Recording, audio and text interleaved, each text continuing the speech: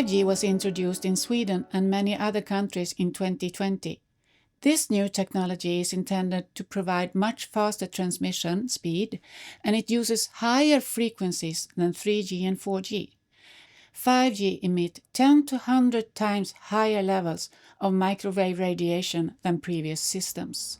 The 5G started to be deployed without any study being performed previously investigating the health impacts from this new technology. I'm a medical doctor, oncologist, so I have been treating cancer patients. My research into environmental agents and cancer risk started with the Agent Orange stuff that was used in Sweden too. That was in the 1960s and 70s, and I met back in 1980s or late 1970s patients with a special type of cancer that have been spraying in the woods with this Agent Orange stuff. And at that time it was not widely known that there was a dioxin problem, a TCDD problem. I went on with other studies on persistent organic pollutants like PCB and cancer risks and so on. And finally, during the last 2 decades or a bit more, studying the radio frequency radiation and cancer risks. So we have published a number of studies on cancer risks, mainly on using the mobile phone and the risk for tumors in the brain, glioma, and also on the hearing nerve, acoustic nevrinoma, which were confirmed in our studies and also in other to be about 2 to 3 times increased risk if you have used the mobile phone for a substantial number of years, 10 years or more. And from that on we have moved to look into the environmental exposure to radio frequencies mostly from base stations, which is a really growing problem with the introduction of 5G, etc. I'm a journalist. Usually you call it like an investigative reporter, and also done a lot of documentaries, especially in the field of radio. And so I've been working many years for the Swedish public service, for the radio mostly, and some TV also. And then since a few years back I started my own channel, which is called Folkets Radio, the People's Radio. I think this was also, in the time when they were introducing 5G. I was acquainted with a guy who was driving around in Stockholm and measuring in people's homes. So I was offered to go along with him for a day.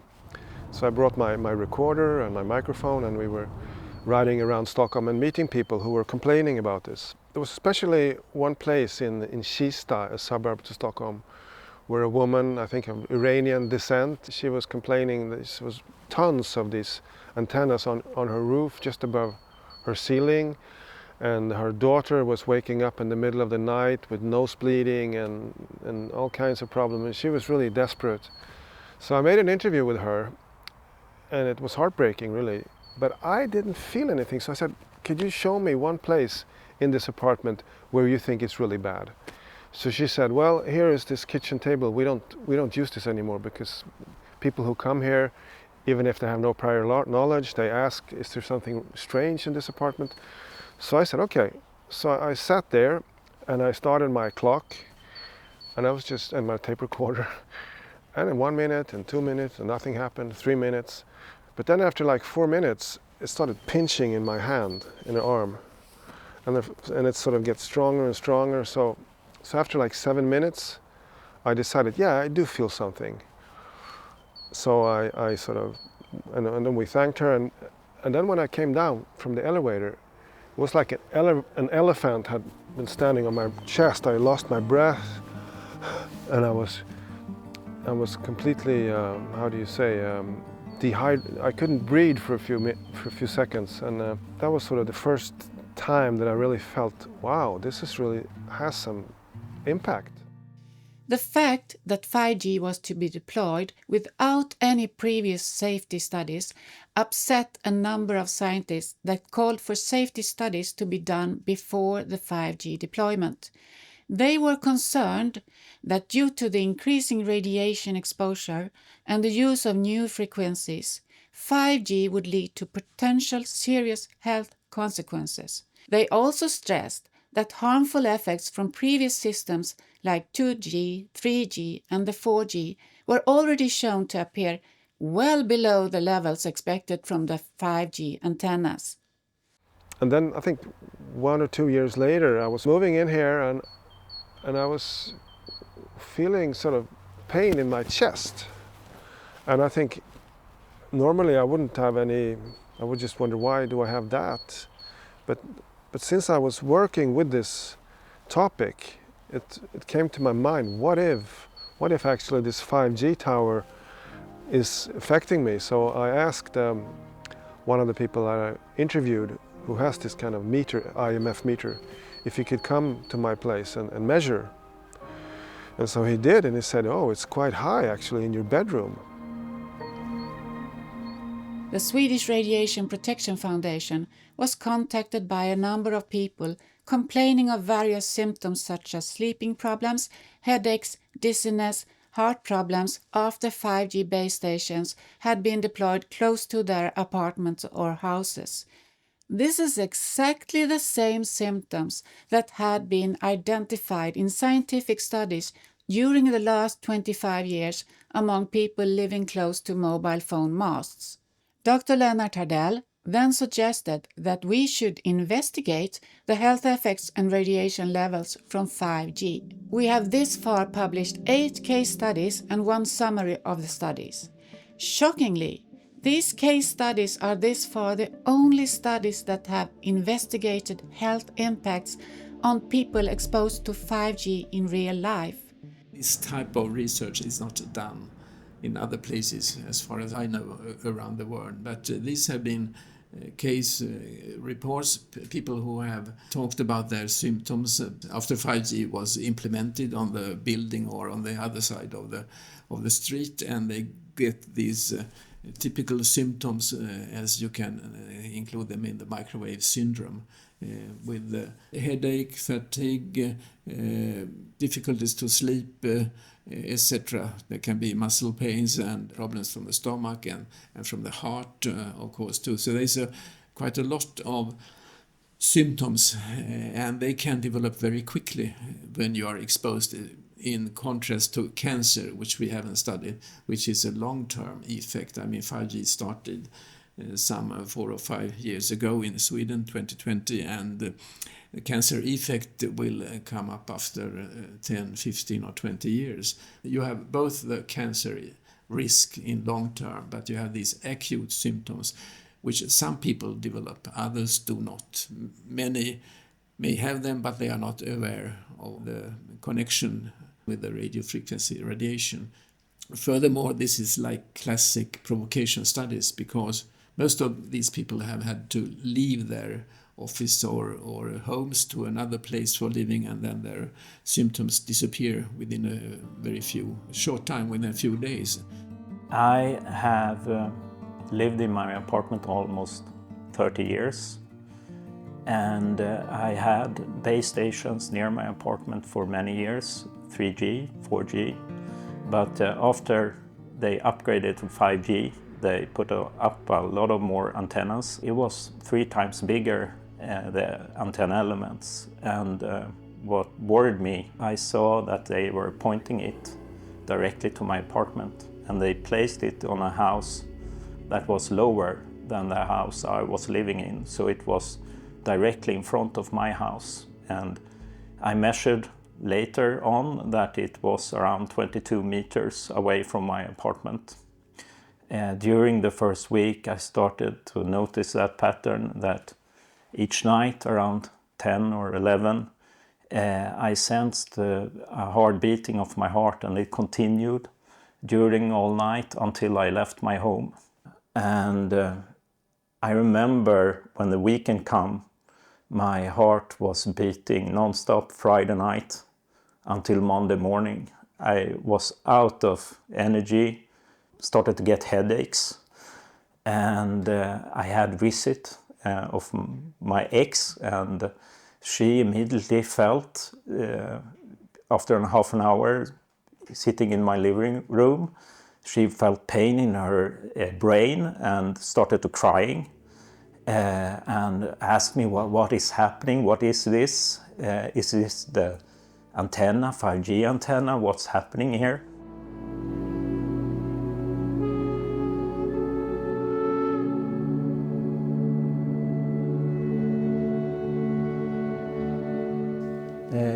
I november 2021 så efter att ha bott i samma hus i ungefär 10 år så märker jag hur det börjar slamra på taket. Och efter mycket om och men fick jag reda på att det var en av de större mobiloperatörerna i Sverige som skulle montera nya antenner på taket. 5G då bland annat. Innan det här hände så fanns det en befintlig basstation på taket med en äldre version då. Så jag kände till att man kunde mäta mikrovågsstrålning, så jag kontaktade en man som kunde mäta upp det här ordentligt då innan det här var installerat. Så vi fick de mätvärden före de här 5G-masterna installerades. När man hade kopplat in 5G då så fick jag väldigt snabbt och tydligt symptom. När jag kände att allting, det bara var fel i kroppen. Jag fick huvudvärk, yrsel, tinnitus, det stack i huden. Och jag försökte lägga mig i ett annat rum. Det var lite bättre där men inte mycket. Jag var ju medveten om det här att det finns något som heter placeboeffekt. Att tankar och känslor påverkade. Så jag provade verkligen mig själv. Hur fungerade jag och hur var jag på min arbetsplats? Ute, inne, i olika rum och hemma hos andra och sådär. Och det slutade alltid med att samma symptom kom när jag kom hem och speciellt då uttalat i sängen. Det vi gjorde då när vi insåg att det här var i drift, det var att jag igen kontaktade den här mannen då som utförde mätningar, mikrovågsmätningar. Och då fann vi ju, eller han sa så här att med de strålningsvärden som vi då uppmätte så sa han: här kan ni inte bo, packa era väskor. Före installationen med den då gamla befintliga utrustningen mätte vi 6000 mikrowatt per kvadratmeter. Och efter installationen när den var fullt i driftstagen så mätte vi då minst 2,5 miljoner mikrowatt per kvadratmeter. Och det slog i botten. Speciellt på Kerstins sida av sängen där av någon konstig anledning. Men antennen satt alltså precis ovanför vårt sovrum, 5-7 meter därifrån. Så det gjorde vi. Vi packade våra väskor och nu hade jag tillgång till en liten etta på 30 kvadratmeter där vi då fick dra ut en bäddsoffa och bo då. Vi flyttade ner till kontoret. Jag var bortrest sen i 2 veckor. När jag kom tillbaka så provade jag att bo själv i lägenheten. Det var då mina symptom kom. Och det var sömnsvårigheter, hudrodnad, tinnitus, näsblod fick jag, yrsel.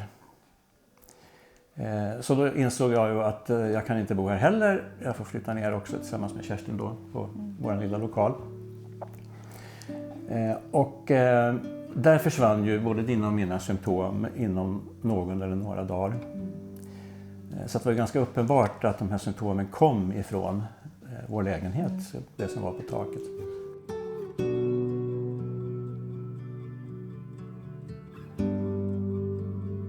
We had some cases where we had measurements before. They were not low, but it was another technology. It may be some 1,000 microwatts per square meter. But at that time it was 3G and 4G, the types of radiation that were before 5G. But when 5G was installed, they get symptoms very quickly. So it's interesting that these people could actually tolerate the previous generations, but with 5G they got all these myriads of symptoms. It was an extreme pain I never felt before in my life. It's the strongest pain I ever experienced, and it happened a couple of times, and I thought like I was going to die. So I started to connect the dots, and I just understood it's something wrong with the antenna. This is dangerous. I need to get out of here. I could stay at different places. That saved my situation. Else I would have been forced to move into a hotel. I was kind of scared that if I could not solve this situation, I was afraid I could become homeless. Every time I was revisiting my apartment to pick up my belongings, my symptoms became more severe every time. And I started to notice a pattern that within like 6 or 8 hours, the symptoms appeared. And it could go on until the next day. Also, I noticed I got headaches for 5 days. I had hard working during that time. I became more sensitive to RF exposure, that I could not even hold my computer mouse that was Bluetooth without extreme pain. I have been using that for years. All of a sudden I could not hold it. I started to notice more and more sensitivity for RF exposure, and even more I got exposed in my apartment, this sensitivity increased.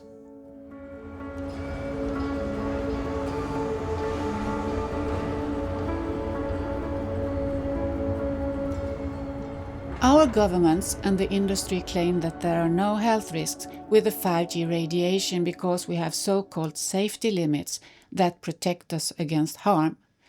However, they only protect against immediate heating effects that were observed from an hour of extremely high exposure.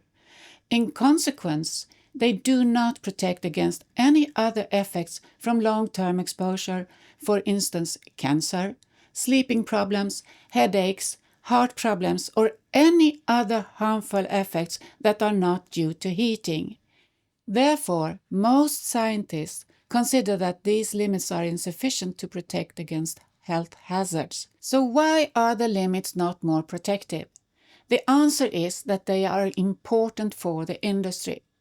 These limits that most countries have adopted are recommended by influential organizations such as the ICNIRP, the World Health Organization, and the European Commission.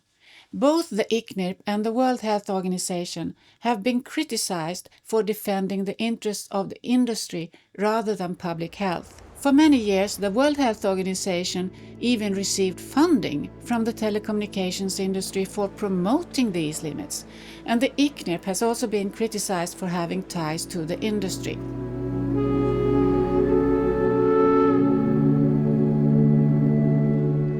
There is something with this technology, because it's rapid onset and rapid off, called MIMO, multiple inputs and multiple outputs of the radiation. So it's a bombarding of the human body, and it seems to be especially problematic. And one mechanism could be that there is not very much recover.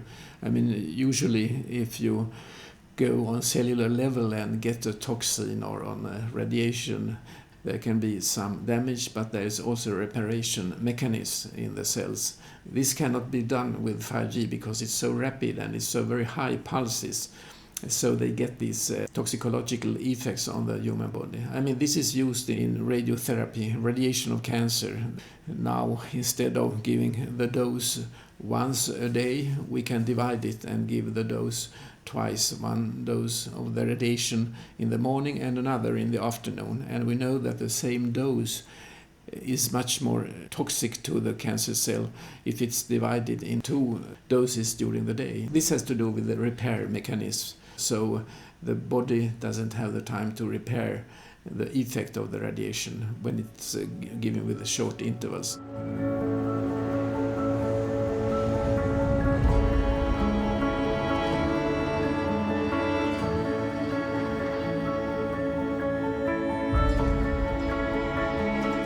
So I become very sensitive to Wi-Fi and Bluetooth. When I moved to another apartment, I became very sick.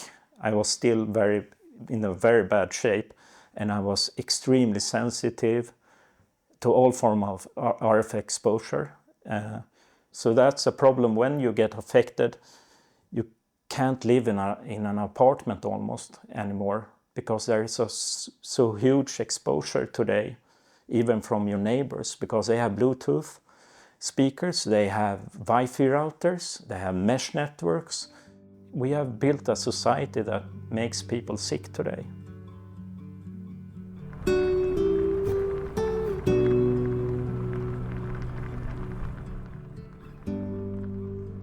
This is a presentation that a representative of the Ericsson company held in 2017 on the impact of EMF limits on the 5G network rollout. The exclusion zone is the zone where people cannot live or stay for longer periods.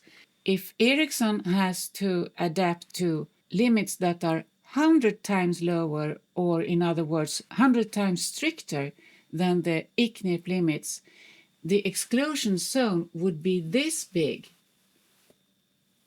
compared to the exclusion zone of ICNIRP limits, which is only this area. So it has a huge consequence for Ericsson, and they conclude here, size of exclusion zone with 100 times lower ICNIRP limits makes 5G network rollout a major problem or impossible.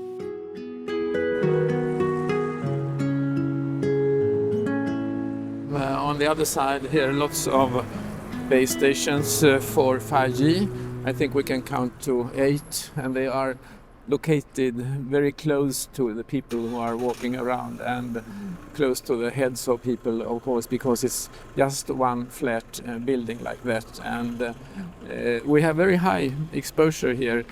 It's just now we have some 14, 15 volts per meter, but we have measured much higher before. I mean, if you move around and come into the direction of the beam, it will be even higher, maybe 30, 40 volts per meter, which is very close to 50 volts per meter, where you have an increased cancer risk in animal studies. So this place is definitely not safe, and also a place where you can get this microwave syndrome, or the symptoms which are created by radiofrequency radiation.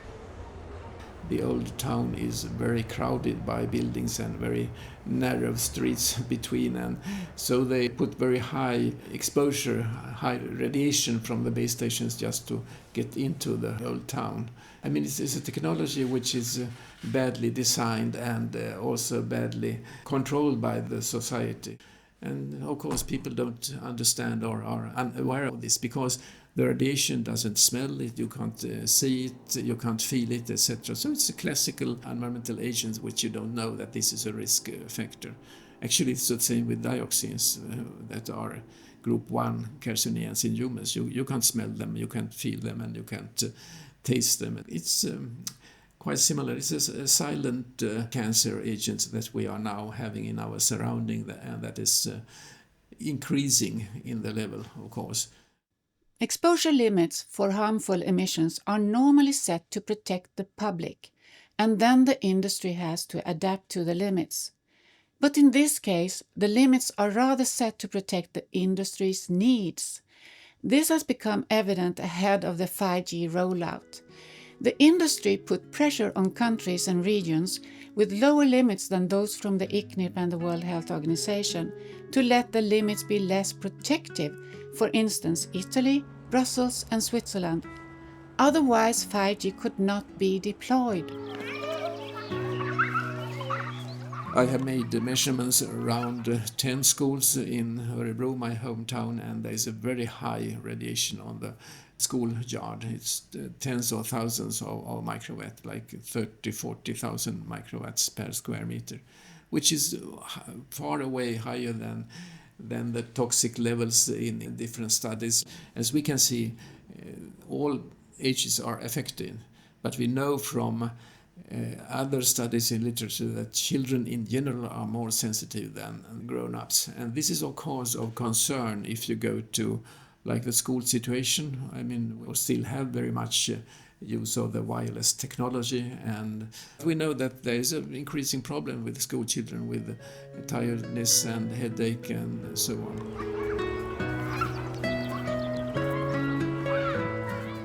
The telecommunications industry is of course the major player pushing for the 5G rollout. 5G is not primarily intended to meet the needs of the public, but rather the needs of the industry.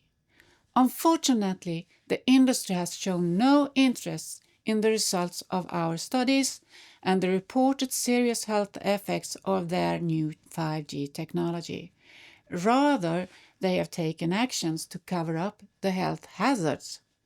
For instance, a representative from Ericsson, the world-leading provider of 5G base stations, wrote an email to the editor that published our first case study asking for the article to be withdrawn.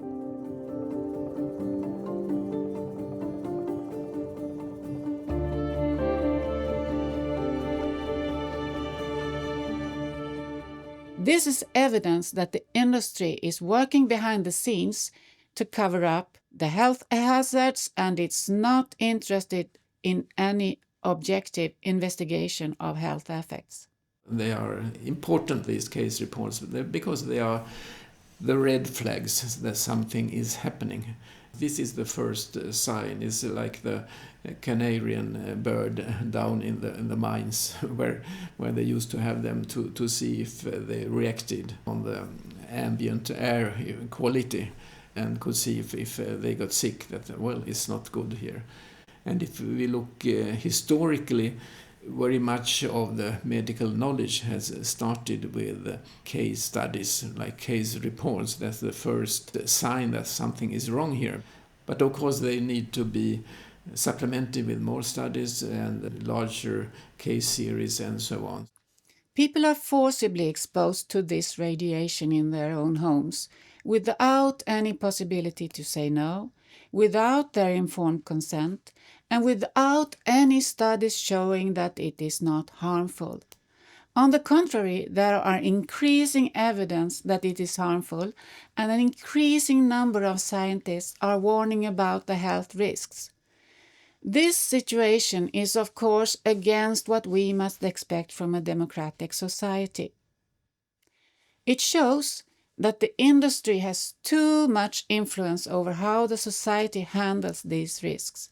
It also shows that those organizations and agencies such as the ICNIRP, the World Health Organization and the European Commission that pretend that they are protecting the public are simply not doing that.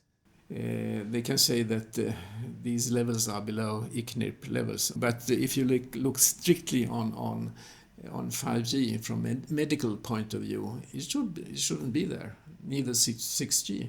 But the forces against to stop it are extremely strong, of course. Advice would be, of course, to dismantle 5G. I mean, it's a toxic agents that are forced on human beings because human beings are not asked.